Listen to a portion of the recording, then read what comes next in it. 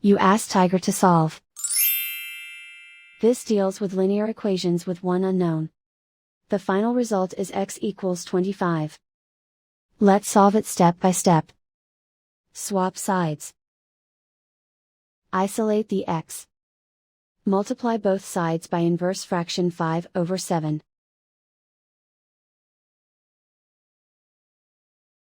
Group like terms. Multiply the coefficients.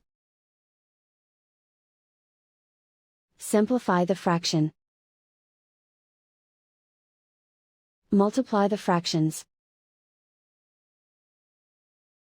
Simplify the arithmetic. And so the final result is x equals 25.